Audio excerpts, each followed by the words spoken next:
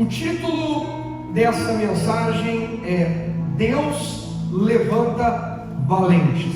O título dessa mensagem é Deus levanta valentes.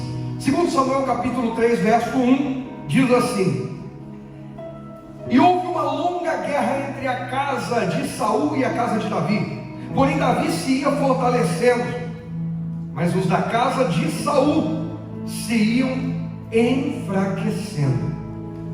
Uma guerra longa que Davi nunca quis travar, gente. Saul começa a perseguir Davi por vaidade.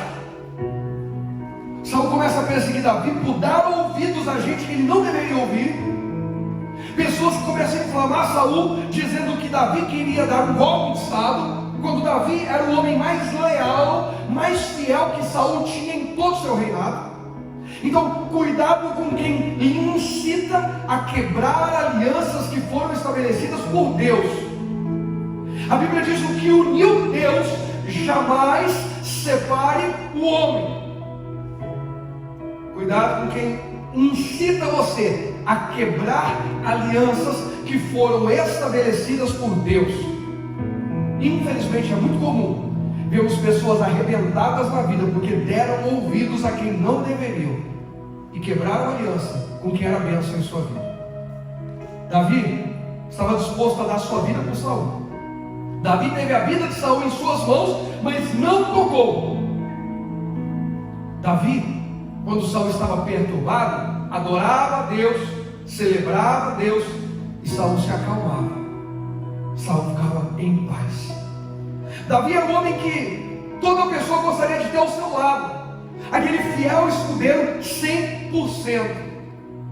Mas Saul, inflamado por influências e pelo seu próprio ego, sua vaidade, quando as mulheres começam a cantar, Saul feriu milhares, e aí o Davi está voltando da guerra, Saul está feliz, estão falando que eu feri milhares. De repente ele ouve a cantoria, Davi feriu 10 milhares. Há ainda uma tradução que diz, Davi feriu dezenas de milhares. E aquilo deixa Saul inflamado. Peraí, estão atribuindo a mim milhares e a Davi 10 milhares? O que falta para ele senão apenas o reino? A fama desse homem já tomou tudo que é lugar. E Saul começa então a perseguir Davi.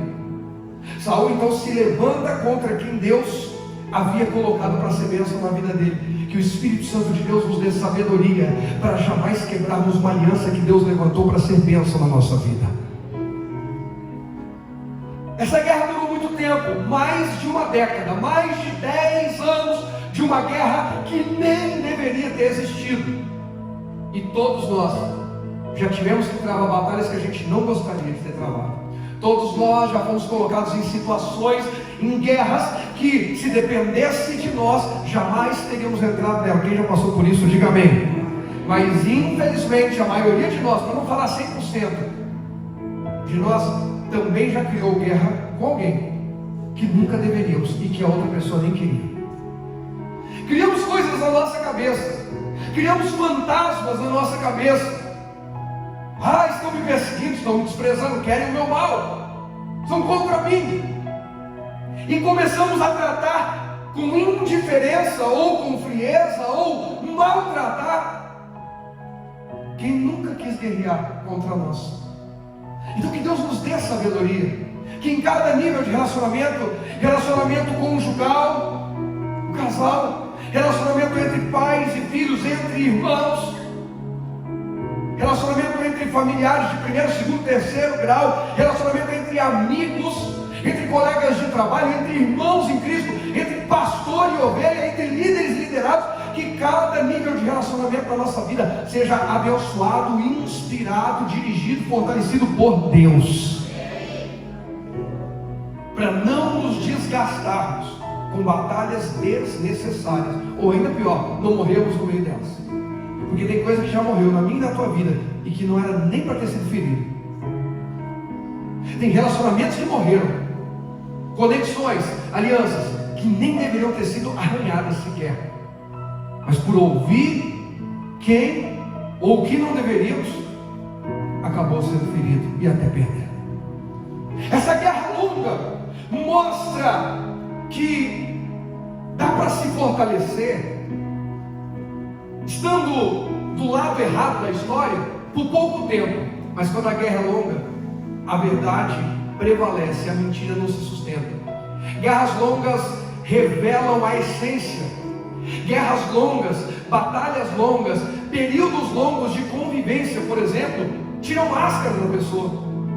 Eu consigo interpretar para vocês por um tempo, mas não por muito tempo.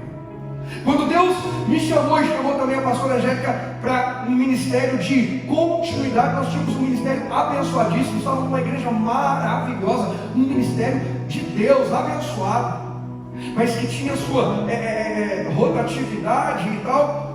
Você fica alguns anos num lugar e às vezes consegue até se controlar em algumas coisas, mas quando nós encaramos o desafio da continuidade, quer dizer que nós vamos ficar a vida inteira aqui em São Bernardo do Campo, a Igreja Família de Cristo, não sei. Se amanhã Deus falar assim, o Zé Paulo vai assumir essa igreja, vocês vão abrir uma igreja na África, no Japão, amém.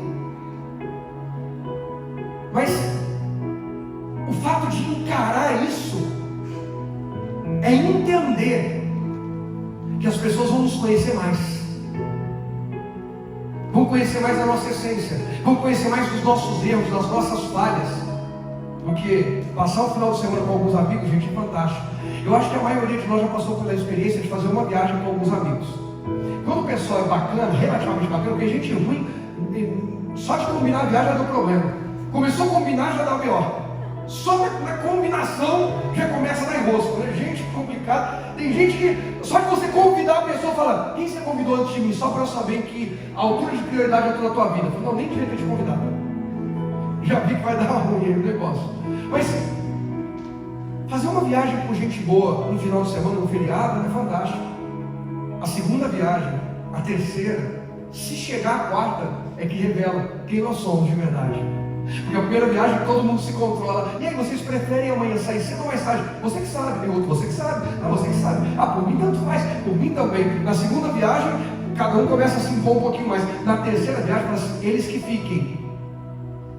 Eu vou à luta.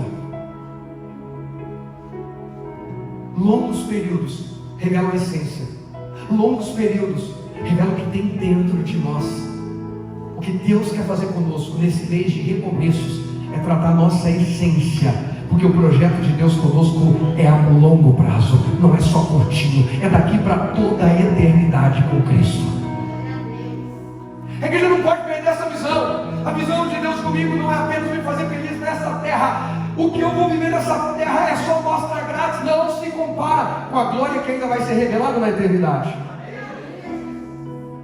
Mas a guerra é longa e nós precisamos nos fortalecer em Deus. Davi se fortaleceu em Deus. E quando eu ministrei essa mensagem, se você procurar aí no YouTube, você vai ver vencendo longas batalhas. Te encorajo a assistir uma das mensagens mais maravilhosas do ano de 2020. Você vai ver eu falando sobre Davi em Ziclag. Davi fez de Ziclag seu lugar de refúgio, sua cidade, seu quartel-general, seu castelo forte, sua fortaleza. Mas um dia, ele tinha aliança com o rei Aquis, que o recebeu em sua terra e deixou ele ficar lá. O rei Aquis sai para uma guerra onde alguns povos se unem e Davi vai junto. Mas a guerra era contra o povo de Israel e Davi não pode lutar contra Israel. Afinal de contas, ele é de Israel, ele foi chamado por Deus para ser rei de Israel e ele não vai tocar em Saul, não vai ferir Saul. Quando ele vai para aquela guerra, os filisteus, sabendo que Davi está ali, os hebreus, não manda esse povo embora, lá no meio eles vão se revoltar e vão nos ferir e tal. Davi volta. Quando Davi volta para Ziclag, a cidade, o castelo, a fortaleza, por assim dizer, foi queimado, foi destruído, devastado, e as mulheres e crianças foram levadas cativas. Naquele momento, Davi e os seus valentes não sabem o estado das mulheres e crianças, só sabem que não foram mortos ali.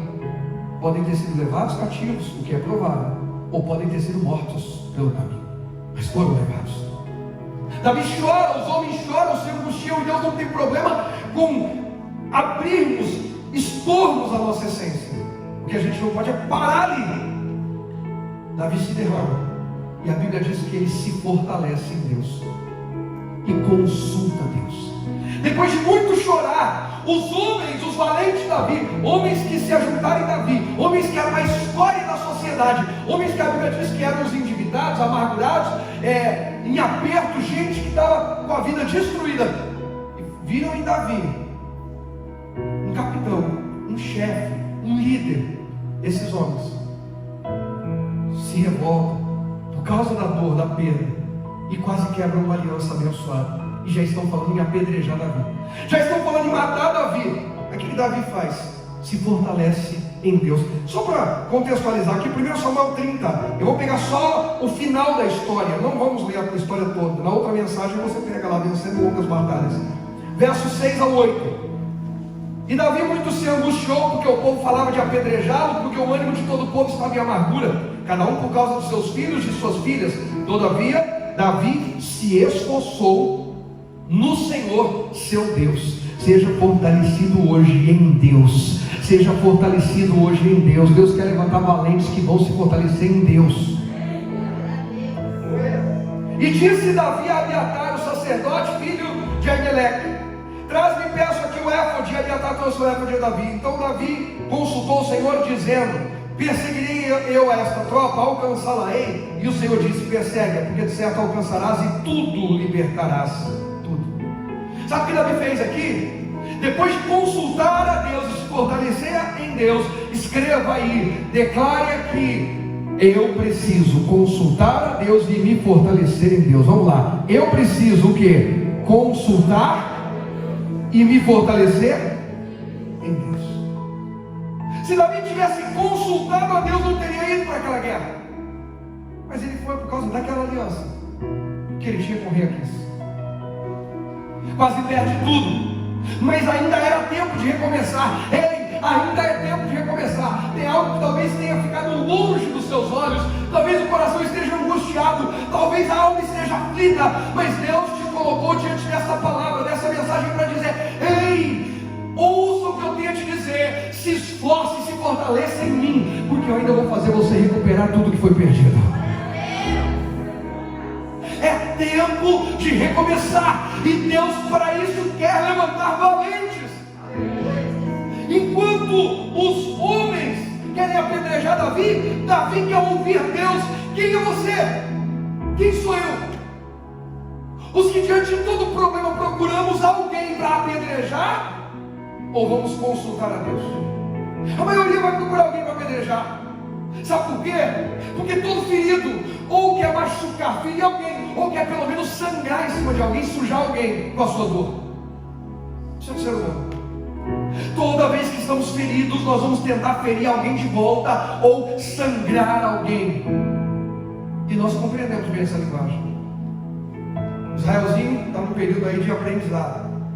Tem hora que ele belisca a pastora, o Rogerinho, morde. Interessante que hoje não belisca muito nem morde.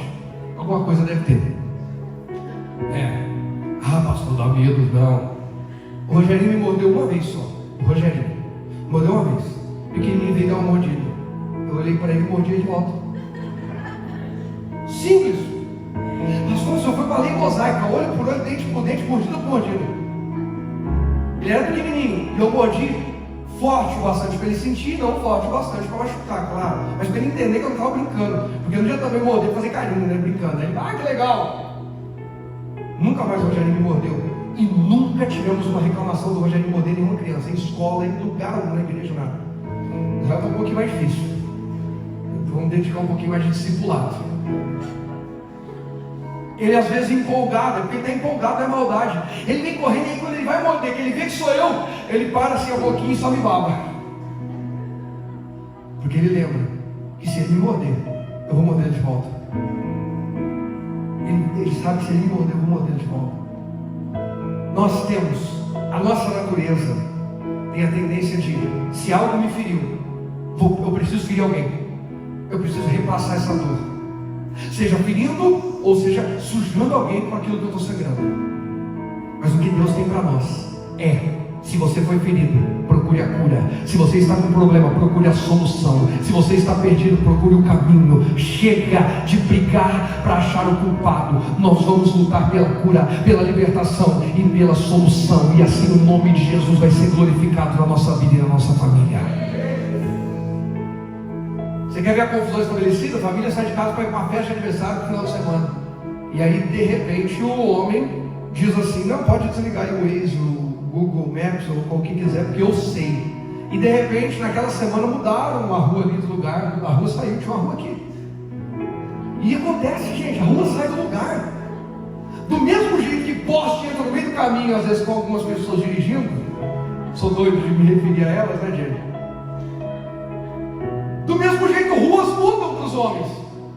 Não, e quando você está num lugar muito estreito, que ninguém conhece, longe é mais fácil ainda. E aqui muitos anos atrás, essa rua aqui subia, agora está descendo, foi por isso que deu errado. Aí alguém fala assim: para na esquina e pede informação. Não precisa, agora é só contornar, porque essa rua subia, outra descia. Daqui a pouco você acaba perguntando para alguém, outra fala assim: essa rua nunca subiu. O que eu estou querendo dizer? Ao invés de brigar dentro do carro, para achar um culpado, por ainda não ter chego à festa, vamos cada um acalmar e vamos dizer assim: tudo bem, deu errado, mas nós estamos juntos na presença de Deus e agora vai dar certo. Vamos encontrar a solução. Vamos encontrar a solução. É lógico, gente, isso aqui não é desculpa acomodado, porque tem gente que é o extremo acomodado, mala, folgado. Mas nós vamos focar na solução. Enquanto os homens pensam em quem apedrejar, Davi pensa em: eu posso resgatar. O que satisfaz a tua alma? Apedrejar alguém pela sua dor ou ser livre dela? Gente, sabedoria. É muito mais sábio buscar cura do que repassar a dor. Mas infelizmente, muitas vezes, preferimos repassar a dor do que buscar cura. Preferimos brigar ao invés de consertar. E existem batalhas que se estendem mais do que a gente esperava. A gente pensava que numa conversa ia resolver. Pensava que numa sentada ia alinhar tudo. E eu já falo agora como pastor, é triste, mas quantos casais deveriam estar aqui hoje e não estão? Não, pastor, mas sabe que nós tivemos alguns compromissos, mas quando o casamento estiver destruído, aí vai arrumar um tempo para sentar. Não alimenta bem e toda hora pede UTI. Não, mas agora as coisas estão bem, então eu vou alimentar. Agora eu vou cuidar bem. Agora eu vou priorizar o que é prioridade em Deus. Se nós realinharmos, reajustarmos o nosso foco, as coisas vão começar a ser colocadas no lugar. Davi perdeu o foco quando deixou de permanecer na aliança com Israel e vai guerrear contra Israel, mesmo que fosse junto do rei Aquis, e quase perde tudo. Os homens querem matá-lo. Os homens só estão reagindo da maneira que vimos Davi agir. Davi, como Saul quer matá-lo, Davi tem que fugir. Tudo bem, agora ele tem uma aliança com o rei Aquis. Se o rei Aquis vai para a guerra, ele vai junto. E nessa guerra ele está indo contra o seu próprio povo. Agora os seus liderados estão indo contra o seu próprio líder. Tem pais perdendo os filhos e tentando arrumar um culpado do lado de fora, mas muitas vezes os filhos só estão repetindo o que estão vendo nos pais. Por isso a Bíblia diz: instrui o pequenino no. Não é aponta o caminho para o pequenino, é instruir o pequenino no caminho que deve andar. Você vai andando e ele vai andando junto, para que quando ele crescer não se desvie desse caminho, ele se lembre como faz. Nós precisamos reajustar o foco, a visão. Davi clamou a Deus, Deus respondeu. Davi se fortaleceu em Deus. Deus disse: eu vou restituir tudo que foi perdido. Que essa seja uma noite de restituição na minha e na tua vida, porque Deus responde quem abre o coração e clama a Ele. A guerra é longa. Davi se fortaleceu em Deus e Deus disse: pode ir que você vai recuperar tudo. E assim o foi. Davi recuperou tudo. Aí essa mensagem é tremenda. De novo eu insisto, assista aí no YouTube, Vencendo Longas Batalhas. Você não vai se arrepender. Ainda vou falar o egípcio que eles encontram no meio do caminho. Tem muita coisa, mas eu quero agora falar de Juízes capítulo 6, uma outra longa batalha, que hoje, orando na madrugada aqui na igreja, orando às 5 da manhã, Deus colocou no meu coração. Tem outra longa batalha para você falar. Juízes 6.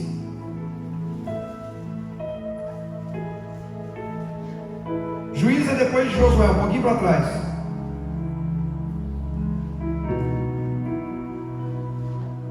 Bem pertinho aí para trás. Juízes capítulo 6. Quando Davi se fortaleceu e consultou a Deus, veio resposta, veio direção, veio ânimo, veio esperança, veio fé para lutar e reconquistar. Consulte a Deus. Deus vai te dar resposta, ânimo, esperança, direção, força e fé para lutar e conquistar. Eu creio nisso. Juízes 6, versículo 1. Juízes capítulo 6, verso 1 diz assim: porém, os filhos de Israel fizeram o que parecia mal aos olhos do Senhor, e o Senhor os deu nas mãos dos midianitas por 7 anos. E prevalecendo a mão dos midianitas sobre Israel, fizeram os filhos de Israel para si, por causa dos midianitas, as covas que estão nos montes, e as cavernas e as fortificações. Olha agora na NVI, esses 2 versículos. De novo, cuidado com erros repetidos. De novo, os israelitas fizeram o que o Senhor reprova, e durante 7 anos Ele os entregou nas mãos dos midianitas. Os midianitas dominaram Israel. Por isso, os israelitas fizeram para si esconderijos nas montanhas, nas cavernas e nas fortalezas. Israel corrompeu seu caminho, quebrou sua aliança com Deus e fez o que era ruim. Deus entregou nas mãos dos midianitas. Se vocês querem viver como os povos que não me respeitam, que não me amam, que não andam em aliança comigo, então vocês vão viver como eles vivem, mas vão viver em tudo. Porque tem gente que quer o Deus da Bíblia, que diz que nada te faltará, mas não quer o Deus da Bíblia que diz: eu sou o seu pastor, o Senhor é o meu pastor. Davi falou, é Ele que me guia, é Ele que dirige as minhas decisões. Gente que não para ouvir Deus, gente que não tem tempo para Deus, gente que faz as coisas da própria cabeça, mas no final diz: Deus me abençoe. Não é assim que funciona. A Bíblia está dizendo que foi Deus que entregou Israel nas mãos dos midianitas. Não foi os midianitas que tomaram, ninguém toma nada de Deus. Jesus foi tão claro que Ele falou assim: olha, ninguém tira a minha vida. Mas você está falando que você vai morrer, que vão te matar? Mas ninguém tira a minha vida. A minha vida eu dou, por amor ao Pai e por amor a vocês. Eu dou, eu decido entregar, eu decido servir a humanidade com a minha vida. Porque se eu decidir que eu não vou dar, ninguém tira a minha vida. Ninguém tira ninguém da mão de Deus. Ai, fulano desviou, o diabo tirou ele da mão de Deus. Não. Fulano decidiu desobedecer a Deus, desprezar Deus, desonrar Deus, zombar de Deus. E Gálatas 6 diz que de Deus ninguém zomba, ninguém brinca com a cara de Deus, ninguém tira onda, ninguém explora Deus. Eu quero os benefícios, mas não quero compromisso. Deus virou o quê? Não. Deus está procurando gente para entrar em aliança. Deus quer levantar valentes. Valentes sabem que eles não têm só o bônus, só o lucro, a conquista. Eles têm o ônus, eles têm o compromisso, eles têm a paga, eles têm a responsabilidade de se comprometer, de servir, de obedecer, de ser dirigidos. Valentes precisam ser preparados, valentes precisam ser treinados. A pergunta é: quem está lhe preparando? Davi dizia: é Deus quem prepara as minhas mãos para o dia da batalha. É Ele que adestra as minhas mãos. Quem está preparando suas mãos? A malandragem, a mágoa, o rancor, os espertalhões, os fofoqueiros, murmuradores, ou Deus? Quando Deus fortalece as nossas mãos são mãos que se estendem ao necessitado. Quando Deus fortalece a nossa alma, nós somos perdoadores, porque reconhecemos que fomos perdoados. Deus quer levantar valentes. Davi, no meio de todo aquele contexto, foi valente. E qual foi o grande ato de valentia de Davi? Ir lá e recuperar as mulheres e as crianças. Não, isso aí os outros homens também foram. Sabe qual foi o ato de valentia de Davi? Enquanto todo mundo está procurando um culpado, enquanto todo mundo quer apedrejar alguém para desabafar, para se sentir melhor, enquanto todo mundo busca vingança, Davi está buscando socorro. Davi está dizendo: Deus, eu vou te ouvir, eu vou te obedecer, eu vou te honrar. Deus, eu quero reconstruir, eu quero reconquistar, eu quero restaurar, eu quero consertar os meus erros. Agora eu vou te ouvir, Deus. Valente de verdade ouve a Deus em primeiro lugar. Valente de verdade se sujeita a Deus. Israel não estava se sujeitando, não estava andando em aliança, e foram dominados pelos midianitas. E foi Deus que fez isso. Foi Deus. Como consequência das escolhas do povo de Israel. Cuidado com o lugar para onde as suas escolhas estão te levando. Não vem com essa que Deus vai passar um pano, não. Deus recebe corações arrependidos, quebrantados. Deus perdoa, Deus dá graça, mas precisa haver conserto, arrependimento, verdade. Quando Israel empobrece, olha a sequência, vamos continuar na Almeida mesmo. Versículo 3. Porque sucedia que, semeando Israel, subiram os midianitas e os amalequitas, e também os do Oriente contra eles subiam. E punham-se contra eles em campo, e destruíam a novidade da terra. Olha só. E não, até chegarem a Gaza. E não deixaram mantimento em Israel, nem ovelhas, nem bois, nem jumentos. Porque subiam com seus gados e tendas, vinham como gafanhotos em tanta multidão que não se podiam contar, nem a eles, nem aos seus camelos. E entravam na terra para a destruir. Assim, Israel empobreceu muito pela presença dos midianitas. Então os filhos de Israel clamaram ao Senhor: Pai, desperta. Não espere empobrecer muito. Não espere a longa batalha tirar quase tudo de você para clamar a Deus. Clame a Deus o quanto antes. Clame a Deus hoje. Clame a Deus agora. A Bíblia diz que Israel empobreceu muito, não foi pouco, por causa da presença dos midianitas. Israel plantava, os midianitas iam, colhiam, levavam embora, ou só destruíam. Israel começava a cuidar do seu rebanho, e o rebanho ia multiplicando. Os midianitas vinham e destruíam tudo, saqueavam tudo. Israel estava trabalhando, mas vendo o seu salário, como os profetas denunciaram quando Deus é desonrado, vendo o seu salário ser colocado como num saco sem fundo, furado. Na hora de desfrutar do fruto do seu precioso trabalho, eles não tinham nada para desfrutar, porque eles tinham quebrado a aliança com Deus. Essa é uma noite de restauração, porque Deus quer levantar valentes, valentes que amem a Deus, valentes que andem em aliança com Deus. Israel empobreceu, não foi pouco, muito, perdeu muito. 7 anos de prejuízo, 7 anos de destruição, 7 anos de empobrecimento e de perda. Quanto tempo mais você ou eu vamos esperar para clamar e colocar as coisas em ordem? Quanto mais de exploração, de perdas, por causa do próprio pecado? Não foi por culpa de terceiros. Chega de terceirizar responsabilidade. É hora de dizer: Deus, eu quero mudar essa situação. Olha o que diz o verso 7. E sucedeu que, clamando os filhos de Israel ao Senhor por causa dos midianitas, repare que eles só clamam depois de sofrer muito na mão dos inimigos. Mas alguém pergunta: por que Deus permite a gente passar por algumas coisas? Porque infelizmente, se não passássemos, nem clamaríamos a Deus, continuaríamos acomodados. Depois de muito explorados pelos midianitas, então eles clamaram a Deus.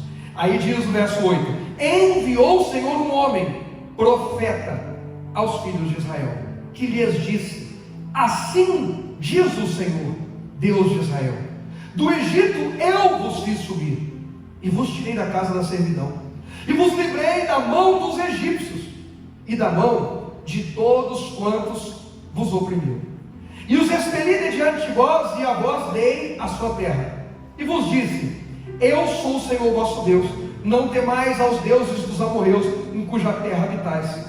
Olha o final do versículo: mas não destes ouvidos à minha voz. Deus chega e fala para eles: olha, eu trouxe vocês do Egito, eu tirei vocês do cativeiro, eu dei essa terra, eu falei que não precisavam ter medo de ninguém, porque eu estaria garantindo vocês, mas vocês não deram ouvidos. Depois de entrarem na terra e começarem a desfrutar da bênção da terra, pararam de me ouvir. Ah, meu irmão, essa palavra é para nos despertar. para que a gente não chegue ao ponto de parar de ouvir Deus e ter que ser entregue nas mãos dos inimigos.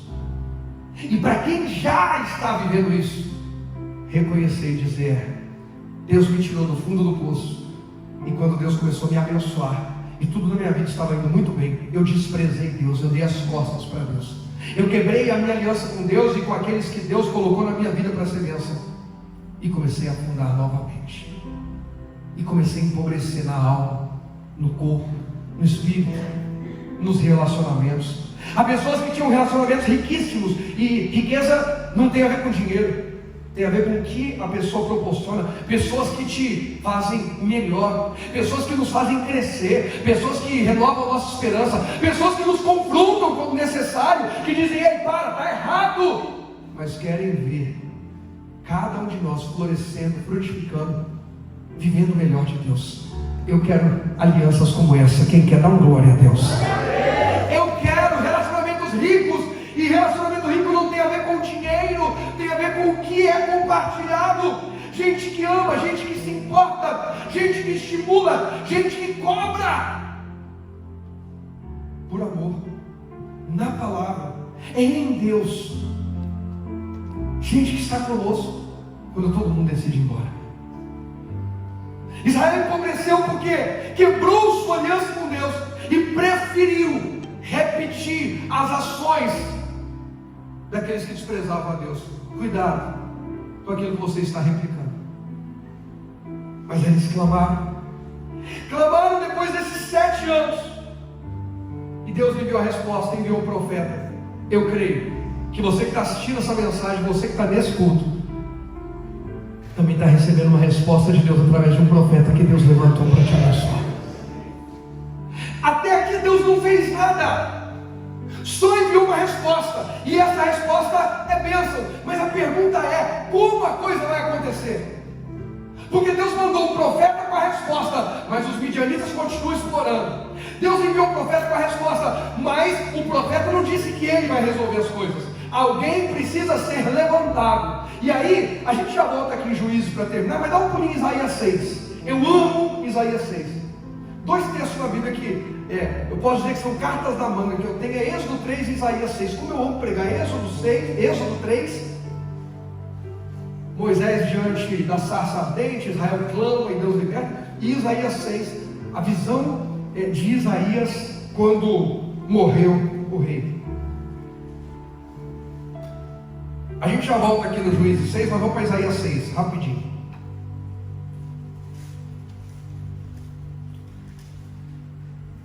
Isaías estava em luto, preocupado, triste, abatido. Haja visto que o rei Uzias havia morrido. E ele vai à presença de Deus, e ele vê o Senhor assentado sobre o alto sublime trono. As vestes de Deus enchem o templo. Isso aí é o início do capítulo 6. Eu vou direto no versículo 5 agora. Então disse eu, depois de ele ver os querubins, serafins voando e dizendo: santo, santo, santo é o Senhor. No verso 5 ele diz: então eu disse: ai de mim, que vou perecendo, porque sou um homem de lábios impuros, e habito no meio de um povo de impuros lábios, e os meus olhos viram o rei, o Senhor dos exércitos. Olha aqui para mim. O que esse texto tem a ver com Davi e com Gideão? Tudo, porque Davi fez as coisas na cabeça dele, não consultou Deus. Se tivesse consultado, não teria saído de Ziclag, não teria ido para aquela guerra. Teria falado para o rei Aquis: rei, luto sempre por você, mas essa guerra é contra Israel. O rei dos filisteus não vai me querer e não vai dar certo isso. Não, fica aí, Davi. Não consultou a Deus, fez por conta própria. E Gideão, que nós vamos chegar nele ainda, mas lá em Juízes, o povo todo está sofrendo por consequência do seu pecado. Fizeram o que era mal, desprezaram Deus, e Deus entregou. Aqui Isaías está falando dele, nem vai falar da nação. Olha, ai de mim que vou perecendo, eu sou um homem de lábios impuros, eu habito no meio de um povo de impuros lábios, eu sou um pecador, e as minhas alianças são ruins, minhas conexões são ruins, e os meus olhos viram rei, eu vou ser consumido agora. Os 3 estão no estado ruim, num momento ruim, no tocante à aliança com Deus. Está dando para entender? Davi é um homem de Deus, Não estou dizendo que não era, mas naquele momento tomou uma decisão sem consultar a Deus. O povo de Israel empobreceu porque desprezou Deus e estava nas mãos dos midianitas. E agora que Isaías está dizendo, eu, quando abro a minha boca, não falo algo que glorifica a Deus. Eu me relaciono com gente que eu ouço eles falando e falo com eles, e ninguém glorifica a Deus. Só que nos 3 casos Deus trouxe resposta. E na vida do Rogério e na vida, Deus também está trazendo resposta hoje. Para Davi, Deus disse: vai, você vai recuperar tudo. Para Israel, Deus enviou um profeta que disse: eu vou livrar vocês desse período de sofrimento. E para Isaías, o que acontece? Versículo seguinte, 6: mas um dos serafins voou para mim, trazendo na sua mão uma brasa viva, que tirara do altar com uma tenaz. E com ela tocou a minha boca e disse: eis que isso tocou os teus lábios, a tua iniquidade foi tirada e purificado o teu pecado. Deus restaurou Isaías. Assim como Deus viu Davi se arrependendo e restaurou sua aliança, assim como Deus viu Israel clamando lá diante dos midianitas e enviou um profeta para restaurar a aliança. Essa é uma noite de restauração de aliança aqui. À medida que cada um reconhece onde errou, Davi chora e diz: Deus, errei, preciso de ajuda. Deus fala: se levanta que você vai reconquistar tudo. À medida que Israel clama e diz: cansamos de ser explorados pelos filisteus, nós erramos, pelos midianitas, nós erramos. Deus diz: estou enviando um profeta para consertar isso aí, para dar uma palavra para isso ser consertado. E à medida que Isaías reconhece: eu estou mal, e estamos num tempo de luto, Deus diz assim: o meu anjo acabou de te tocar, teu pecado foi tirado, eu estou consertando você. Agora o que está faltando lá em Davi? Davi foi um homem que se levantou. Deus falou: vai, Davi, porque você vai reconquistar tudo. Aqui em Isaías foi tocado, mas ainda ele habita no meio de um povo de impuros lábios. A aliança ainda está corrompida, suja, assim como Israel com os midianitas. Não tem ninguém para ir. O versículo 8 diz: depois ouvi a voz do Senhor que dizia: a quem enviarei? E quem há de ir por nós? Então disse eu. O que ele disse? Bem forte: eis-me aqui, envia-me a mim. Quem está sendo tocado, quem está sendo alimentado por essa palavra, quem está sendo encorajado, reavivado, fortalecido, que se levante e veja Deus usar a tua vida para a glória dele. Deus levanta valentes, igreja. Ai, pastor, quando tal pessoa da minha família se converter, não! Se Deus está falando com você, é com você. Aí alguém não fala amém, alguém está assistindo e diz assim: não, pastor, você não entende quem eu sou. Então volta em Juízes, vamos ver quem você é. Volta em Juízes. Isaías diz: eis-me aqui, eu sou um homem com lábios impuros, mas eis-me aqui. E Deus o levantou como profeta messiânico, o homem que mais profetizou sobre Jesus. Que tremendo. Deus não tem dificuldade com as nossas fraquezas. Sabe qual é a dificuldade de Deus? A nossa força. Que força? Como assim, pastor? Onde a gente acha que a gente é muito bom, não onde a gente reconhece que a gente é ruim. Isso é forte, gente. Deus não tem dificuldade com as nossas fraquezas. Deus precisa de ajuda, Deus tem misericórdia, Deus me fortalece. Por isso Paulo diz: quando eu estou fraco, aí é que eu sou forte. Quer dizer, quando eu reconheço minhas fraquezas, quando eu reconheço quão pequenino eu sou e quão grande Ele é, aí eu me torno forte. Por quê? Porque agora eu não vou na minha força, eu vou na força do Deus Todo-Poderoso. Agora, quando eu digo: não, eu faço, igual o fariseu lá orando, eu.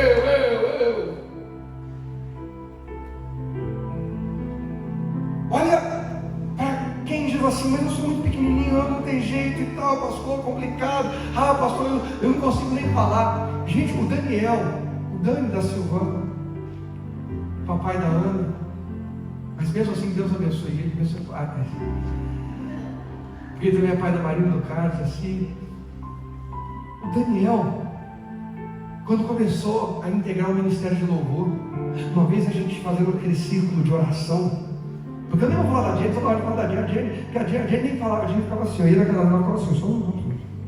Agora eu vou na casa dela, a primeira coisa que ela faz, ela assim: me dá que o menino é meu. Eu chego em Israel, ela toma. Eu comentei com a pastora esses dias, a gente foi em casa, o Zé, Sandrinho, o Thiago. Eu tinha acabado de chegar na caminhada, eu estava suado. Eu falei, gente, eu vou tomar um banho com vocês. A gente, pastor, vem cá, me dá um abraço normal. Eu falei, a gente mudou, hein? Para quem nem falava, me abraçou suado. Você vê como que evolui.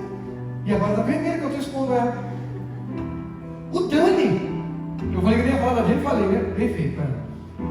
O Dani, a gente foi fazer um ciclo, eu falei assim, ó, cada dia uma que hora, tá? Não fica só o líder orando, orando. E, por exemplo, hoje o Daniel vai orar, o Daniel pediu um buraco, Deus dá um buraco, Deus dá um buraco, Deus dá um buraco.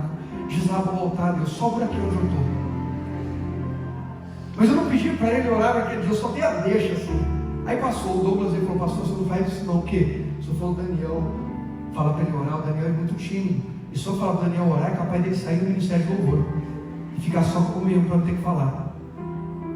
Agora você já está Daniel bem, pastor, o senhor ajuda, o que foi? Eu que vou abrir o culto e o pessoal tudo mandou mensagem que ninguém vai vir hoje. Eu não sei, pastor, o que acontece. É uma batalha, porque é a segunda ou terceira vez que eu vou abrir o culto, e o dia que eu vou abrir o culto, ninguém pode vir.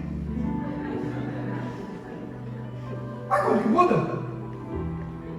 Eu não sei falar, Deus ensina. Eu não sei andar, Deus ensina. Eu não sei, ótimo. É o primeiro passo, gente. É dizer, Deus, eu não sei, Deus, eu não sou. Outra mensagem está no YouTube, descobrindo quem eu sou. Deus, eu não sou, Deus, eu não sei. Aí Ele é em nós aquilo que nós não conseguimos ser. O problema é quando a gente bate no peito, né? Eu falo, eu faço, eu aconteço, eu destroio. Acabou de destruir meu adulto de português. Não. Cristo em nós é a esperança da glória. Cristo em nós é a mudança que o mundo precisa ver. O mundo precisa ver mais Jesus, menos Rogério. Quem me faz lavar a louça feliz? Fala a verdade, gente. Nem minha esposa, amo minha esposa. Lava a louça para vê-la feliz, para ver se depois de repente vem gratificações. Só casados vão entender isso, espero. E que ela também entenda isso. Que fique bem claro, não é nenhuma cobrança, mas é.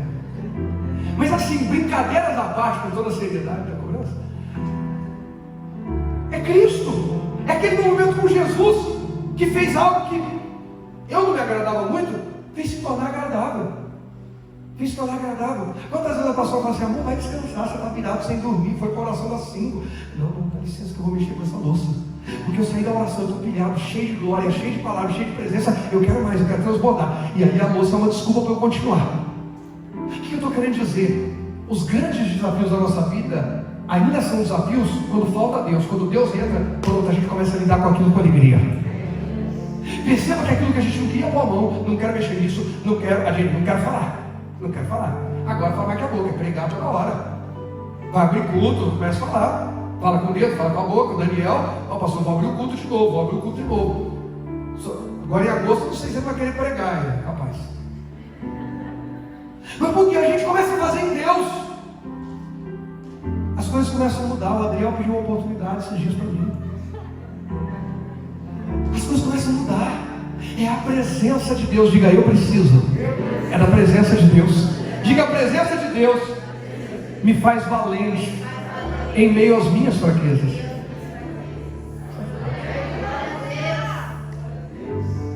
Eu passo a não ter medo das minhas fraquezas, porque lá nas minhas fraquezas Deus é forte.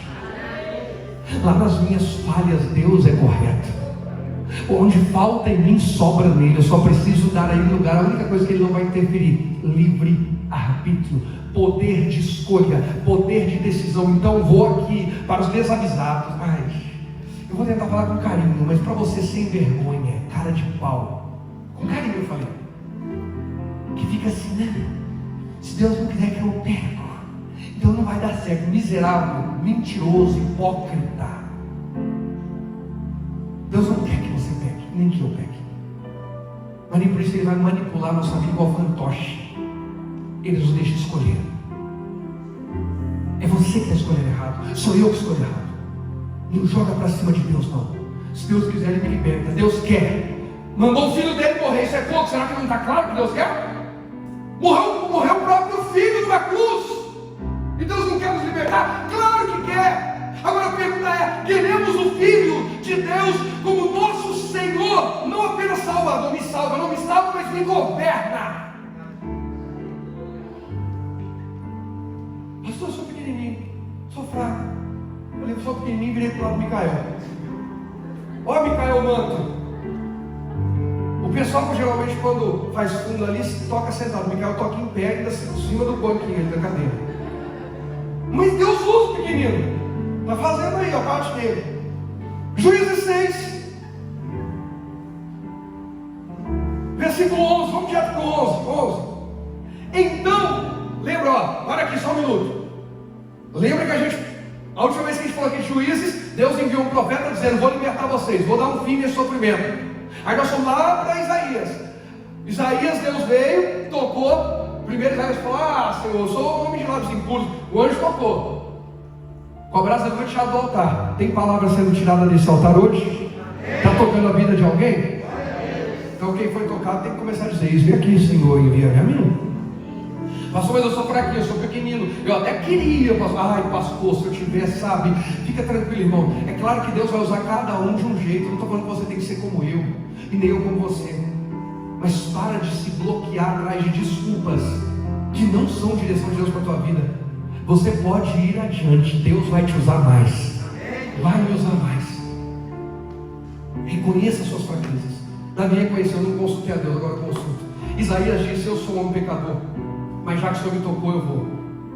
Pode contar comigo. E agora em Juízes, veio o profeta e falou com Israel. Agora vai um anjo. 11. Então o anjo do Senhor veio e assentou-se debaixo do carvalho que está em Ofra, que pertence a Joás, a Abiesrita. E Gideão, seu filho, estava malhando o trigo no lagar para os salvar dos midianitas. Gente, tem caso para não saber que o anjo não passa para dar recado, ele senta, ele para e fala assim: não sai daqui enquanto você não me ouvir. Vou ficar aqui. Anjo, pode ir embora, não vou mudar. Vai. Pastor, ai, sabe, pastor pegou no meu pé, ficou uma coisa comigo que eu tenho, que não sei o que, que Deus vai me usar, e isso e aquilo. O anjo sentou no teu território. É ruim, né? Não dá vontade de falar bem quando o anjo sentou, porque vai dar trabalho ali. Mas o anjo não vai embora enquanto ele não terminar a obra na minha, na tua vida. Vai ficar ali, ó, falando todo dia: ei, é contigo, é contigo, é contigo, é contigo, é comigo, é com mais alguém? O anjo veio e sentou. Falou: a conversa aqui vai ser longa, esse cara vai dar trabalho, mas eu não desisto dele. Você não está pertinho, né? Que a gente tem um distanciamento, mas tem gente do seu lado. Dá uma olhadinha, fala assim: você dá trabalho ainda. Mas o anjo não desistiu, não, porque ele não pode voltar para o céu e queimar o filme dele. Ele precisa terminar o trabalho. Então para de dar trabalho para ele e facilita. E a gente gosta de cantar a Cassiane: preciso de uma bênção, não vou desistir, se ela não vou sair daqui. E canta que o Jacó segurou o anjo. Agora, quando o anjo que segura a gente? E quando o anjo que senta e diz: não sai daqui enquanto você não me ouvir. Porque o Jacó foi assim: não sai daqui, não volte já aqui enquanto me abençoar. Aqui é o anjo dizendo: eu não saio daqui enquanto você não me ouvir. Sabe o que é isso? É quando Deus começa a cercar a gente com a mesma palavra.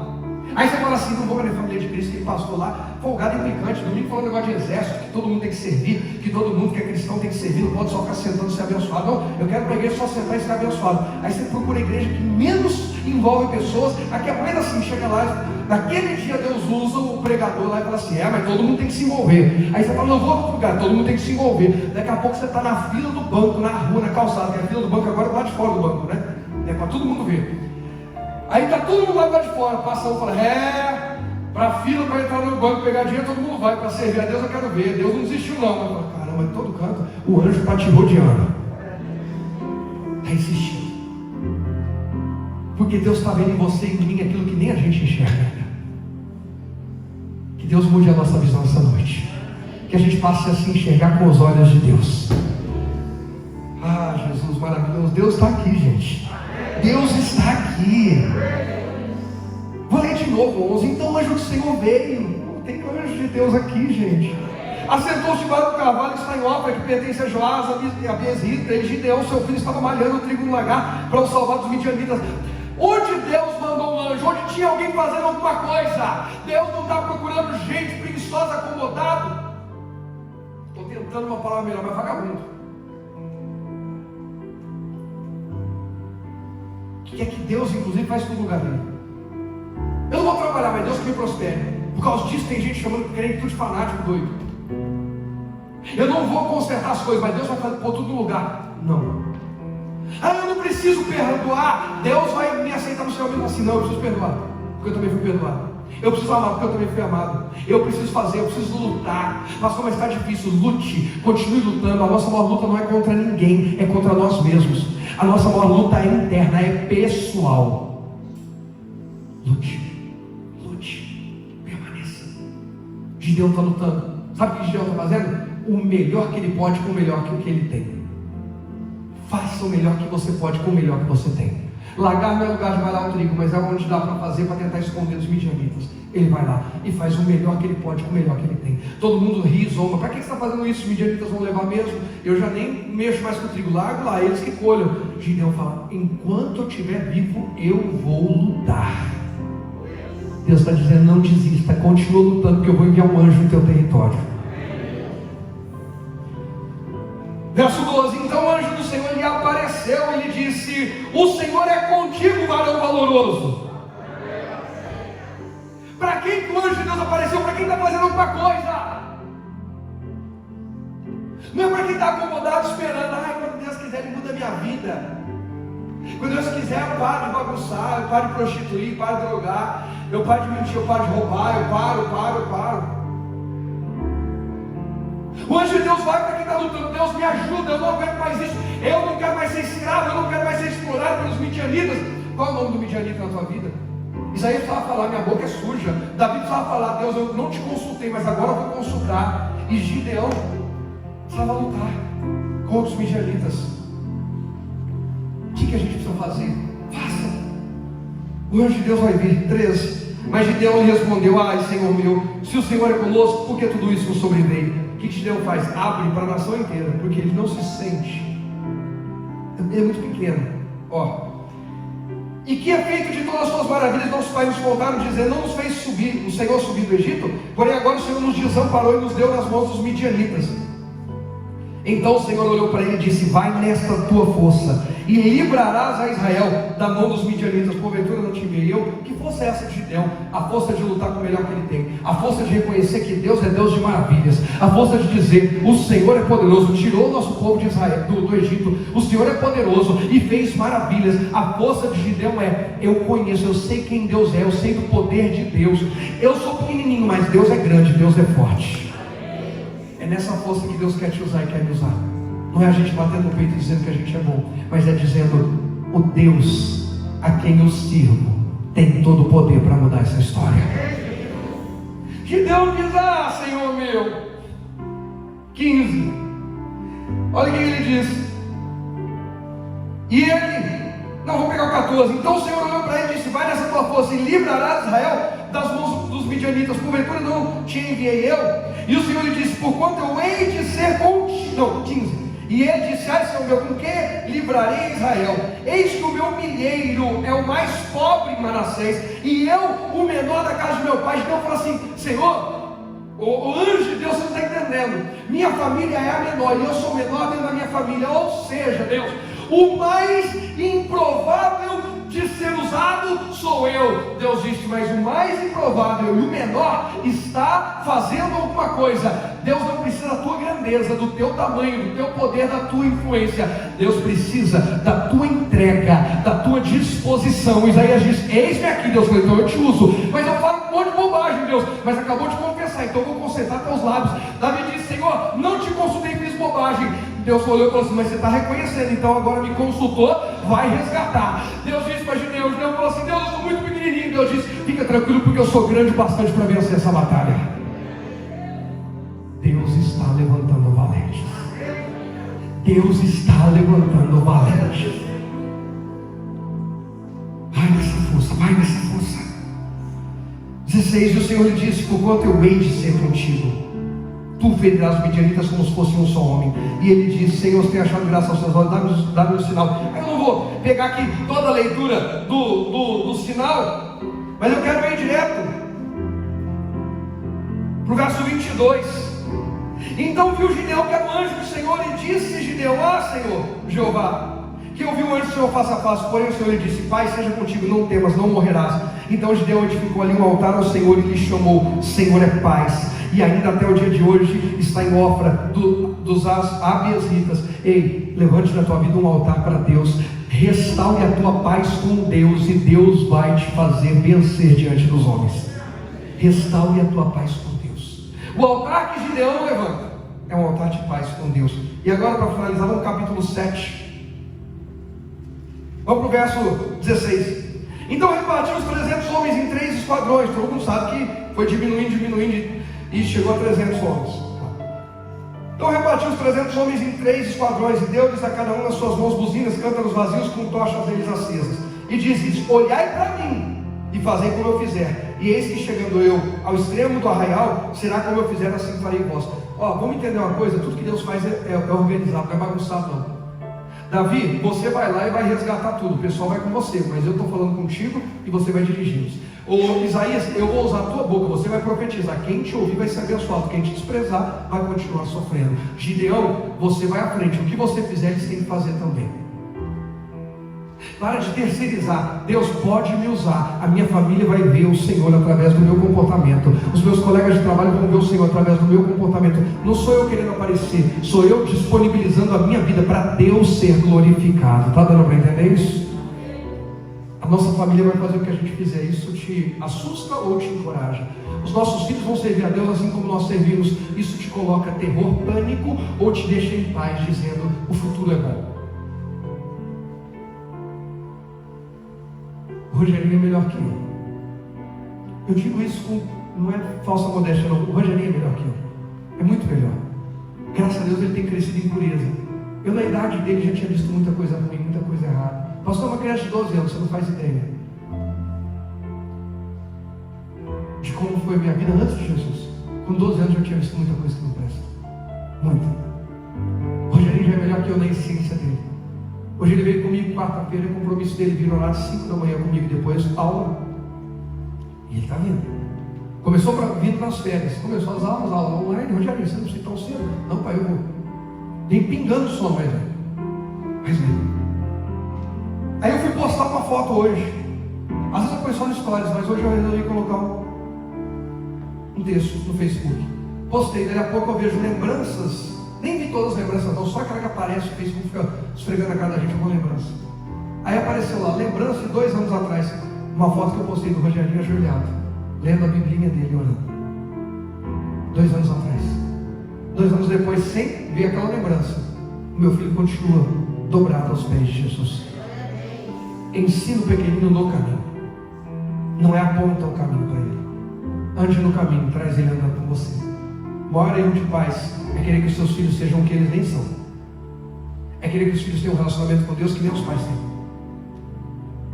Não estou dizendo que eu quero que os meus filhos serão até onde eu cheguei ou menores. Não, eles vão além. Mas eu preciso ter um comportamento que os inspire. Se eles seguirem os meus passos, eles estão bem encaminhados. Vão crescer mais, mas estão bem encaminhados. Quem tem filho solteiro aqui? Seus filhos podem repetir seu casamento? Não responda. Pastor, misericórdia. Então, está na hora de corrigir as coisas. Está na hora de reagir as coisas. Vamos finalizar aqui. Eu parei no 17. 18. Tocando eu e todos os que comigo estiverem a buzina, então também vós tocarei a buzina ao redor de todo arraial e direis: pelo Senhor e Gideão. Chegou, pois, Gideão e os 100 homens com ele iam ao extremo do arraial, ao princípio da vigília da meia-noite, havendo-se já posto as guardas, e tocaram as buzinas, e partiram os cântaros que tinham nas mãos. Assim tocaram os 3 esquadrões suas buzinas, partiram os cântaros, e tinham nas suas mãos esquerdas tochas acesas, e nas suas mãos direitas as buzinas que tocavam, exclamaram: espada do Senhor e de Gideão. E ficou-se cada um no seu lugar ao redor do arraial. Então todo o exército deitou a correr, e gritando fugiram. Tocando, pois, os 300 as buzinas, o Senhor tomou a espada de um contra o outro, e isto em todo o arraial. E o exército fugiu para Zererá, até Bet-sita, até os limites de Abel-meolá, acima de Tabat. Então os homens de Israel, de Naphtali e de Aser e de todo Manassés foram convocados e perseguiram os midianitas. Também Gideão enviou mensageiros a todas as montanhas de Efraim, dizendo: descei ao encontro dos midianitas e tomai-lhes as águas até Bet-bara, a saber o Jordão. Convocados, pois, todos os homens de Efraim, tomaram-lhes as águas até Bet-bara e o Jordão. E prenderam a 2 príncipes dos midianitas, a Oreb e a Zeeb, e mataram a Oreb na penha de Oreb, e a Zeeb mataram no lagar de Zeeb, e perseguiram os midianitas e trouxeram as cabeças de Oreb, Zeeb e a Gideão da além do Jordão. Naquele dia Deus livrou Israel das mãos dos midianitas. Eles tiveram que matar alguns príncipes, porque o resto Deus fez o trabalho. Algumas coisas vão ficar nas suas mãos, mas o grande trabalho é Deus que vai fazer quando você agir pela fé. Gideão, assim como Davi, assim como Isaías, se levantou e disse: eis-me aqui, Senhor. Quem Deus vai usar? Deus está levantando valentes hoje aqui. Para terminar, põe Efésios 6:10 aí para mim, por favor. Aqueles 7 anos, gente, 7 longos anos de sofrimento acabaram quando eles se uniram e ouviram a direção de Deus. Deus estava dando naquele dia a chance de Israel recomeçar, depois de um período de colheita de desobediência. Eles estavam tendo a chance de recomeçar. Esse é o tempo de recomeçar. Não é o fim de tudo. Deus ainda tem o melhor para nós. Efésios 6:10, eu vou ler aqui com vocês. No demais, irmãos meus, fortalecei-vos no...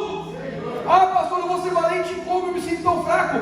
Fortalecei-vos no Senhor e na força do seu poder.